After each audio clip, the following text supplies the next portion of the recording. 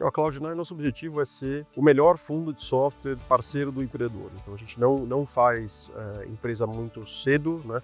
A gente quer pegar empresas que fazem 20, 30 milhões de faturamento para cima, mas para esse empreendedor que está no estágio de querer escalar, de querer desenvolver mais o produto dele, mais o canal de venda, qualquer que seja o desafio, fazer aquisição, qualquer que seja o desafio desse empreendedor que tem mais de pelo menos 20, 30 milhões de faturamento, a gente quer ser não só o melhor investidor, mas o maior parceiro dele. Então a gente não quer entrar só com capital, mas ajuda e ele contar que ele tem mais que investidor, um sócio que pode ajudar ele na trajetória. Meus pais são empreendedores por necessidade. Eles conheceram a Telesp, Telesp, depois Telefônica, depois Vivo, né, teve toda a trajetória. Eles conheceram o trabalho e tiveram um filho. Quando a Telesp foi comprada, eles foram os dois demitidos meio na mesma hora. Então foram empreendedores por necessidade, né? Eles tiveram que empreender e coisa e tal. Então desde que eu fui muito pequeno, minha vida foi sempre empreendedorismo. E eu fiz administração de empresas no Insper com o objetivo de montar a minha empresa. Não sabia exatamente o que eu queria montar, que jeito que eu queria montar, mas a ideia foi essa. E mercado financeiro era onde tinha mais salário, eu fui por isso. Assim, não tenho nada, desde criança eu sonhava com isso, não era nada disso. Eu fui para me preparar, para aprender, para juntar capital e empreender, abrir minha empresa. Esse sempre foi meu grande objetivo. E aí, por isso fez sentido eu estar em Private Equity desde o começo, porque Private Equity talvez seja o lugar no mercado financeiro mais próximo das empresas, né? Mais próximo de você entender do business, mais próximo de você entender dos empreendedores. E foi por isso que eu me juntei. Eu comecei minha carreira desde que eu me formei, né, na GP Investimentos, que é o Private Equity, né, que hoje é liderado pelo Fersen e pelo Antônio, e vieram, né, da cultura 3G, garantia, etc. Que é uma cultura muito de controle de companhia, né? Comprar o controle na época, né? Trocar o management, eles executarem mesmo, né, a execução da companhia. E foi bem legal, aprendi muito, gostei muito. E lá identifiquei que era muito legal fazer controle, mas tinha um desafio que era quase todo fundo fazia controle na época. Ninguém fazia praticamente minoritário. Tinha uma General Atlantic na época que começou a fazer. Na época, né, Patra, 20, Advent, GP, Southern Cross, Apex, KKR, você tinha, enfim, N fundo, BTG, você tinha N fundos aqui fazendo controle e mercado mais competitivo, e eu fui trabalhar num fundo que estava abrindo escritório no Brasil, chama GIC, que é o fundo de Singapura. Eu trabalhei em Singapura alguns meses, depois Nova York, e a gente abriu o escritório aqui em 2014 com o foco de fazer minoritário, e aí foi muito legal porque a ideia era apoiar empreendedores que estavam vencendo, bons empreendedores que estavam executando bem seus planos, e eu entrei para ser parte desse time que eram 3 pessoas, o Wolfgang, que é head até hoje do escritório, o Gustavo e eu, e a gente foi contratando mais pessoas, montar o time, hoje é um time grande, e lá foi uma trajetória super bacana, fiquei mais de 6 anos, quase 7 lá, foi super divertido montar fundo zero, montar os processos, criar os relacionamentos do Brasil, né, quando você chega com um cheque do tamanho do GIC é até mais fácil, criar amigos, mas foi bem divertido o desafio. E aí eu comecei a ver esse mundo de tecnologia, né? Lá no GIC, investimentos mais economia real, né? Redditor, SmartFit, Hotmart, né? Que é um cara um pouco mais de tecnologia, Netshoes. E aí, em geral, os business de economia real, eles iam melhor, o foco era mais nisso. A gente tinha muito pouco apetite ou vontade de fazer tech, então passou na nossa mão tudo, Nubank, 40 vezes, depois eles acabaram fazendo mais late stage, mas Stone no começo, tiveram várias oportunidades que eram interessantes na época, que a gente, por foco ali, não seguiu. E eu queria aprender a fazer tech, basicamente. Eu achava que o jeito que as pessoas investiam nos últimos anos, né, de ganhar dinheiro comprando uma faculdade, comprando uma coisa do tipo, não era o mesmo jeito que as pessoas iam ganhar dinheiro nos próximos 20 anos. Esse era um pouco da minha cabeça. Eu queria aprender, eu queria me conectar nesse ecossistema. O SoftBank estava abrindo no Brasil, eu fui trabalhar lá, foi bacana a trajetória lá também, aprendi muito também, tinha um cheque enorme, também tudo, quase o olho do furacão, né? Tudo que aconteceu em tecnologia de alguma forma passou na mesa do SoftBank, né? Algumas fizemos, algumas não, mas enfim, tudo estava lá, todos os empreendedores, todos os setores, então foi um aprendizado muito rico. Muitos anos antes de eu montar a Cloud9, eu já estava me preparando, porque no final eu sempre quis empreender e no final eu empreendi, enfim, juntei as duas coisas, né? A minha experiência de investimento com a vontade de empreender, e isso aqui, as pessoas acham que a gestora é um grupo de pessoas sentadas aqui fazendo deal, não é, tem processo, tem cultura, tem marca, tem estratégia, tem posicionamento, isso que é um business. Você não pensa na sua gestora como business, eu acho que você larga muito para trás, né?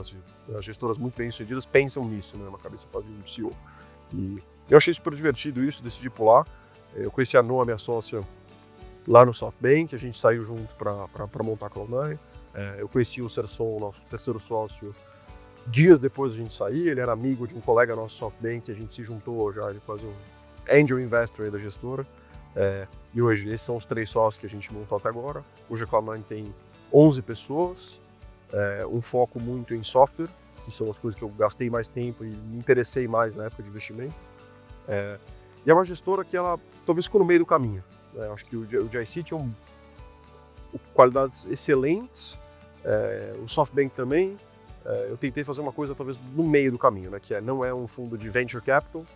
Eu não faço 20, 30, 40 investimentos, eu tento ganhar dinheiro na média, etc. Também não sou o GIC que faz um investimento a cada 2 anos, é uma coisa muito mais pausada, né, em termos, mas muito certeiro, né, um private equity style, né, um negócio mais sniper. Aqui a gente é um fundo early growth, né, diria que a gente é mais parecido com os fundos de growth americano como filosofia, uma Warburg Pincus, uma DA, uma Riverwood, algo nessa linha. Do que os fundos de VC, a gente quer ter foco 100% em software, que é onde a gente entende, é o que a gente mais gosta, são ativos recorrentes, são empresas que têm a margem bruta muito alta, são empresas que são muito vendáveis, né? Mercado brasileiro, saída é um dos grandes temas, né? E o software acaba tendo essa liquidez um pouco maior, com esse foco da gente pegar empresas um pouco mais tracionadas, um tamanho um pouco maior, tipicamente rentáveis, não precisam ser, mas elas têm que estar pelo menos, a gente tem que ter uma visibilidade e rentabilidade no curto e médio prazo. E a gente entra para apostar, sempre com cheque minoritário, sempre com a ideia de entrar com capital e também com ajuda. E quando a gente consegue reduzir, ser mais concentrado, ter 7, 8 investimentos no fundo ao invés de 30, 40, eu consigo também ajudar mais essa empresa, né? Pensa em 3 sócios, cada sócio tem 2 a 3 empresas para tocar, a gente consegue de fato ficar muito próximo desse empreendedor, saber o que está acontecendo e ser realmente um parceiro para o que ele precisar. Tem exemplos aqui, mas essa foi a filosofia, a gente montou de novo o Cloud9 em 2021.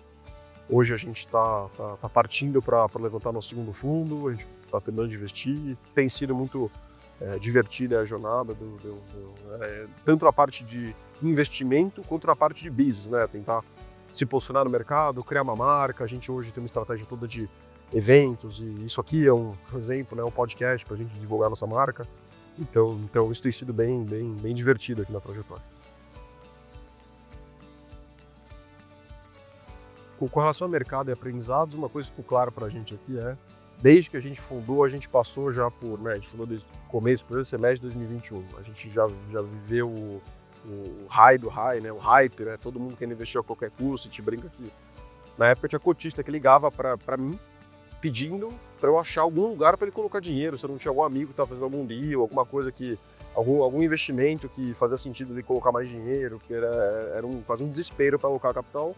Hoje é o contrário, né? Você tem que achar um AI que cura o câncer pro cara, tá bom, deixa eu te ouvir, né? Isso é muito engraçado, mas os 2 extremos aconteceram numa jornada de 4 anos, né? Ou menos até, né? 3 anos até já estava acontecendo isso. E o que eu acho para mim a grande lição é que o difícil é você não ouvir tanto o barulho do mercado. Você tem que ouvir, você tem que ser razoável, mas ao mesmo tempo você tem que conseguir ter uma trajetória firme no que você acredita, que não pode ser baseado em um chute, tem que ser baseado em aspectos técnicos que você avaliou aquele mercado, avaliou aquela oportunidade e você achou boa ou não. Então, por exemplo, em 2021 a gente não fazia deal, a gente não fez deal nenhum em 2021, por exemplo. Em 22 então a gente fez apenas um deal, porque a gente não achava que o valuation estava correto, a gente achava que estava todo mundo louco, ia ser muito difícil de ganhar dinheiro, as pessoas pagavam o valuation porque ela falava, mas o outro também está pagando e não sei se esse é o melhor motivo. Teve uma loucura coletiva aí de mercado que vai ser muito difícil ganhar dinheiro na boa parte dos investimentos. No entanto, agora talvez a gente esteja vivendo o oposto. Agora a gente está animado, talvez um dos fundos mais ativos. Hoje a gente está fazendo, né, 5 investimentos, né, tem potencial desse ano ser um ano de 5, 6, 7 investimentos, né, do jeito que está aí no pipeline. Ou seja, talvez a gente seja um dos fundos mais ativos do ecossistema disparado. Por quê? Porque no final a gente não acha que é tão ruim quanto agora as pessoas estão achando. Eu acho que, enfim, tem desafios, o Brasil não é isso, né, não quero entrar no tema macro aqui dos temas que tem circulado nos jornais, mas fato é que a gente tem empresas melhores do que nunca, empreendedores melhores do que nunca, mais preparados, mais sábios, passaram, tomaram porrada, fizeram N coisa, o cara aprendeu a ter respeito ao dinheiro, aprendeu a tomar cuidado com o hype e chase the big thing. Então tem um aprendizado no mundo de empreendedores, tem um aprendizado no mercado em geral e tem menos competição. Então, a gente tem visto isso de forma muito favorável, aliado ao tema, lógico, de AI, que é o tema que todo mundo discute, que para software especificamente é um tema bem relevante, porque pode ser um grande novo mercado, um grande novo produto para as empresas de software que estão bem posicionadas, que têm acesso a dados, que estão dentro do cliente de forma relevante. Você conseguir lançar produtos, você automatiza parte dos trabalhos a serem feitos por aquele software, ou por pessoas que operam aquele software, é uma oportunidade super relevante que multiplica o mercado em 10, 20, 30 vezes, dependendo da tese. Então, a gente vê como um dos melhores momentos para investir, aliado ao fato que, de novo, os valuations agora estão muito mais racionais. Né? Não vou falar que estão baratos, per se, mas estão muito, muito, muito mais racionais. Então parece um momento muito melhor agora do que foi, talvez, no passado recente todo. Né? Então, essa firmeza de você seguir numa trajetória que você acredita é uma coisa que a gente vê como bem importante. Foi bem importante nessa trajetória e continua sendo bem importante. Um outro exemplo de você manter o seu foco é o software vertical, né? Muito venture capital na época, né? A gente ouvia muito, né? Só não olhava SaaS vertical porque o mercado endereçável é pequeno, né? Aí eu vou fazer pegando o nosso portfólio. Software para clínica de odontologia estética, software para academia, software para oficina mecânica, software para prestadores de serviço de manutenção local, prestadores de algum serviço, né, no local. Esse é um negócio que as pessoas falam, pô, isso aqui não vai ser um unicórnio, isso aqui não vai fazer IPO na Nasdaq, etc., porque olha o mercado endereçável do software. E a gente olhava e falava, pô, isso aqui na verdade, o software é talvez o começo de uma relação com esse cliente. Porque é um cliente pequeno, que tem todo tipo de necessidade, né? Esses pequenos e médios negócios, eles precisam de N soluções. E quando você começa a entrar, você fala, pô, tudo bem, eu faço software, mas você quer também um CRM para você falar com os clientes? Quero.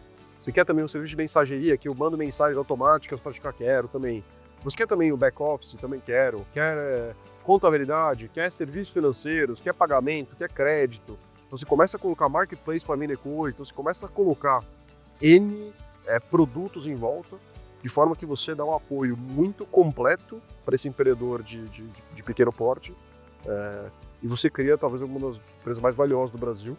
Então tem alguns exemplos no nosso portfólio. Todas as que eu mencionei vão extremamente bem, performam, crescem, tem margens muito boas, margem aqui são de 20% a 60% desses nomes que eu falei, todas elas crescendo, acho que menos cresce 45% ao ano, que para software é muito bom, que ninguém deu muita bola, porque, de novo, olhando o software puro, talvez não tivesse o mercado endereçável para ser gigante o negócio, mas quando você começa a colocar essas coisas, acho que tem um efeito muito positivo de aumenta sim o mercado, aumenta o faturamento e a margem, né, por cliente, e também aumenta o diferencial competitivo. Porque na hora que você chega com um software puro e o outro chega com um software cheio de que o empreendedor resolve a vida, imagina uma academia, o cara contrata o NextFit do nosso portfólio, o cara resolve a vida dele, tem N coisas, N soluções lá dentro, ele prefere muito mais, né? Então, além de ser uma questão de monetização, uma questão de potencializar a companhia, é uma questão de valor para o cliente de forma importante, né?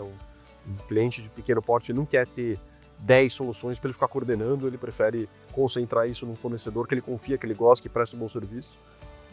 Então esse é um exemplo de uma coisa que a gente viu diferente. E a outra que a gente viu muito diferente, que é uma coisa que eu tenho muito orgulho, foi a nossa tese de Covid. Agora ficou no passado muito passado, né? Parece que a gente esqueceu que a gente ficou trancado em casa há alguns meses. Mas teve essa época, e essa época todo mundo achou que tudo que se beneficiava do Covid ia explodir, ia ser incrível. As pessoas não iam mais viajar, as pessoas não iam mais ir a festas, a restaurantes, e tudo ia ser e-commerce, e tudo ia ser call e videoconferências, e era isso que era bacana investir na época, né? E eu olhei, o SoftBank era um investidor da Vetex, e eu olhei a Vetex tendo um efeito duplo, né? O faturamento dela foi beneficiado pelo Covid, e o múltiplo dela também, porque muita gente queria investir em coisas que se davam bem com o Covid, e a Vetex é o software, a plataforma para e-commerce. E eu vi essas duas coisas acontecendo, né? Faturamento crescendo e o múltiplo / valuation também. nossa cabeça foi, o que é o contrário? Né? O que são empresas que estão exatamente na outra ponta? Ninguém quer falar com elas porque elas foram afetadas pelo Covid e, eventualmente, o faturamento delas também está sofrendo, a empresa está sofrendo em termos de financials, mas é um bom negócio, é um bom setor, é um bom empreendedor, pô, tá tudo certo e precisa de um apoio, né? Precisa de um apoio para reviver, precisa de um apoio para... É quase um apoio para não morrer, né? Nesse caso, era um caso meio... Hoje em dia, né, parece muito óbvio, uma aposta muito certeira, mas na época era uma aposta bold, assim, né, arriscada barra agressiva. E a gente achou a Zig é o principal software para bares, baladas e eventos, e aqui a gente tem a Osher como grande parceiro, que ajudou, enfim, na tese software vertical que a gente mencionou, né, a Zig entrou com software mais pagamentos, agora está entrando em serviços financeiros, e nesse sentido a Osher tem sido um grande parceiro para o time de gestão, para o Nero, para o CEO e para o resto do time. O Zig é um ótimo exemplo, a gente salvou a companhia praticamente na época do Covid, e hoje é disparada a maior companhia no Brasil, já tem contratos, grandes contratos, bons contratos fora do Brasil, já entrou em N outras avenidas, antes era um business praticamente de evento, agora faz bares, baladas, entrou em restaurante de forma bem sucedida, com bons logos na conta, então é uma empresa muito bem sucedida, talvez uma das principais empresas de tecnologia de software hoje, que talvez não pudesse estar na posição que está hoje com o nosso apoio, com o nosso investimento na época. Então isso é o que a gente tem muito orgulho. E o outro é o Fly, que é a mesma tese, é software para uma plataforma de gestão de despesa corporativa e viagem corporativa. Também é um grande home run do fundo, ótima empresa, enorme, líder de setor disparado, cresce muito, operação muito bacana, que também veio do mesmo lugar, da gente buscar empresas que, que estavam se rastejando, recuperando o Covid, porque sai com...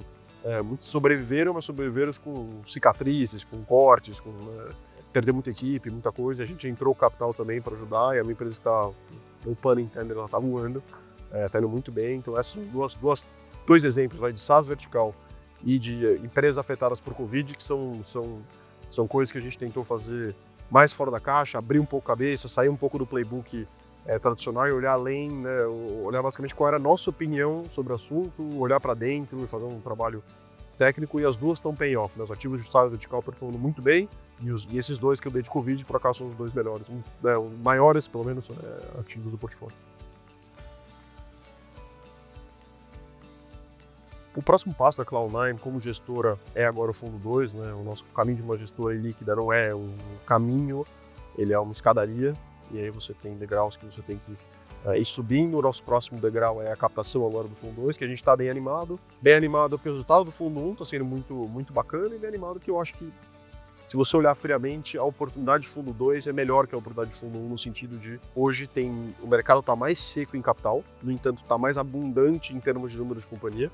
Essa animação em volta de AI é uma coisa que hoje no mercado está muito engraçada, né? Tem uma animação e tem um potencial enorme de AI ser a grande revolução tecnológica da geração que todos nós estamos vivendo.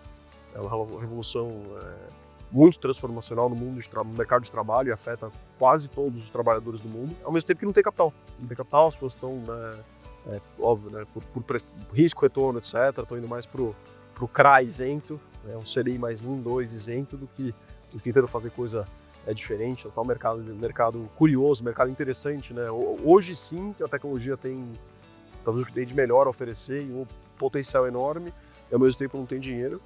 Em termos de competição, a verdade é que durante o período de investimento inteiro do fundo 1, todos os gestores estavam muito capitalizados.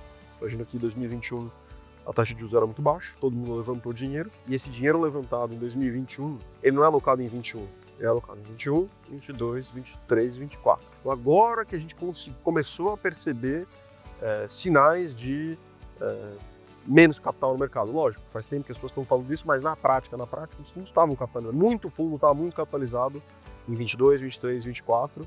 E em 25 a gente está começando a perceber claramente isso declinando, 26, 27 só vai piorar. Hopefully vem alguma notícia boa e as pessoas conseguem levantar mais dinheiro, o mercado fica mais líquido, porque para a gente não é bom também o mercado ficar 100%, pelo contrário. Intuitivamente é bacana, né? Você consegue ter dinheiro enquanto ninguém tem, você faz bons negócios, não é bem assim. É bom ter muito capitalizado, é bom ter saído, é bom ter notícia boa no ecossistema. A gente torce aí para todo mundo novamente se recuperar. Mas hoje, se você olhar friamente, é isso. Hoje tem um driver maior com AI, você tem mais volume de companhias com tamanho interessante para você apostar, muita gente decidiu empreender entre 19 e 21, que foi o boom de tecnologia no Brasil. E essas empresas fundadas em 19 e 21 estão tendo um tamanho relevante agora só, muito tempo, né, testando o mercado, testando o produto, desenvolvendo, pivotando, né, mudando o caminho e tal, até achar o caminho e tracionar. Na verdade que muitas delas estão chegando no tamanho agora, ou né, tem um tamanho relevante agora, e não tem o capital. Então, quase demanda e oferta de capital, a demanda está maior do que nunca, a oferta tá menor. Então tá um momento bem interessante para o fundo, a gente está bem animado com isso. Isso, obviamente, junto a gente tem hoje em dia um time, um processo, uma marca, né? A gente fala que a gente montou a Cloud9 há 4 anos, a Cloud9 não é assim como ela é hoje há 4 anos, ela é assim há uma semana, talvez, né? A gente está sempre evoluindo, mas a Cloud9, 4 anos atrás, eram 3 pessoas num escritório de um grande investidor e parceiro nosso que emprestou para a gente uma sala no escritório dele. A gente começou ali, não tinha dinheiro para pagar aluguel, não tinha filho, não tinha nada, né? Não tinha funcionário, eram todos sócios.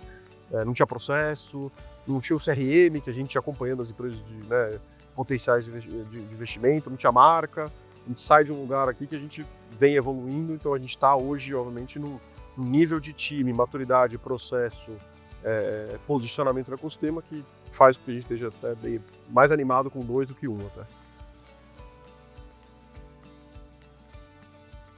A relação com a Osher começou no investimento da Zig. Eu não conhecia a Osher, a gente não tinha um relacionamento antes, então foi uma pena. O Paiva sempre me dá bronca que a gente não convidou para o fundo 1, não mostrou nada, não mostrou os investimentos, mas no final não era por mal, a gente realmente não conhecia. E desde a hora que a gente conheceu a Osher, uma coisa que ficou muito claro a gente, como vocês perceberam, gosta muito, é muito especialista em software. Né? Esse é o nosso grande tema. A gente adora, a gente conhece, a gente lê sempre sobre o assunto, e quanto mais empresas de portfólio a gente vai tendo, mais a gente vai aprendendo, mais a gente vai conhecendo, então tem um compound aqui nesse mundo que é legal. No entanto, boa parte dessas empresas de software, elas têm a oportunidade de fazer algum tipo de business serviço financeiro. Então a Cilia, que é um software para seguradoras e oficinas mecânicas, tem a oportunidade de antecipar recebível das seguradoras para as oficinas. A Clinicorp tem a oportunidade de montar um business serviço financeiro para financiar os dentistas e os clientes dos dentistas. Né? A NextFit tem oportunidade para financiar as academias. A V360, que é um business de automação de pagamento para grandes corporações, tem o potencial de você antecipar recebível das grandes corporações. Então você tem em quase todas as empresas de portfólio, a Zig, claro, né?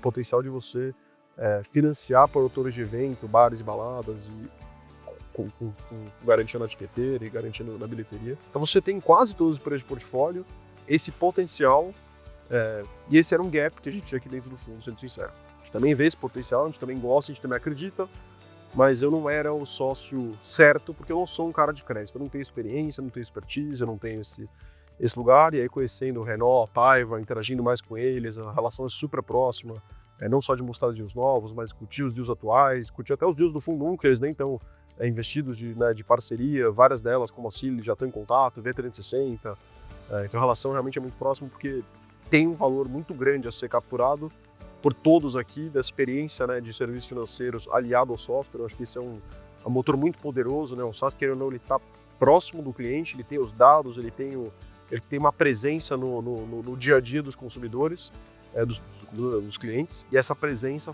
e dados faz com que, eventualmente, a oferta de produtos financeiros possa ser uma coisa muito bom para os dois lados. Então esse é uma coisa clara que a gente pode trabalhar junto, além de investidores, além de parceiros. Essa veia de produtos financeiros é uma coisa muito clara. Então na Zig, por exemplo, é um bom exemplo. A gente está num trabalho de construir esse business de serviço financeiro juntos.